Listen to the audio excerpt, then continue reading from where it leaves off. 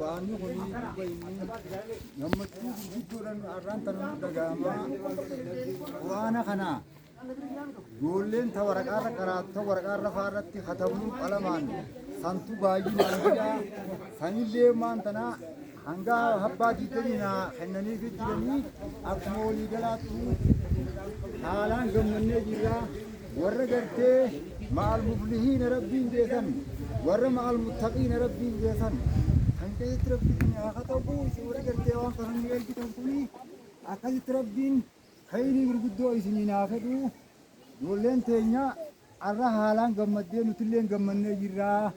Salaamu alaikum warahmatullahi wabarakatuh. Waalaikum Egaa akkasumas ganda ugaasii fi ganda yaayyaa ganda tuuyyoo akkasuma yaayya sadeen jaaniini nama hedduudha asirraa hafee jiru.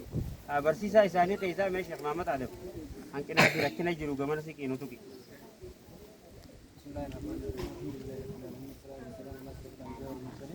وعلى آله وصحبه وسلم. warreen ijoollee keenya soofaa naatiin rakkoodhaaf waddanii hidumaa isaanii raakkotti tattateef waan akkana gargaartanii akka ijoolleen keenya tun amantii kana warra godhatanaaf rabbii jannatu guddoo isaa kan nuun jedhama.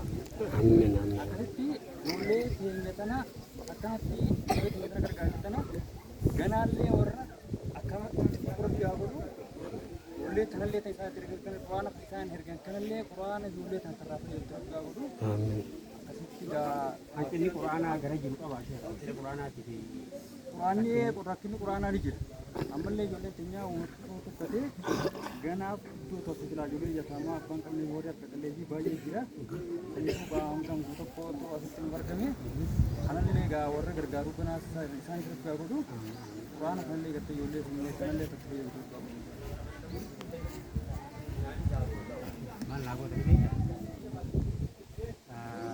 sila qaraatti qara'uu fadhuudhaaf haadhaan godhan qara'uu fadhanii qaraatti dabaluu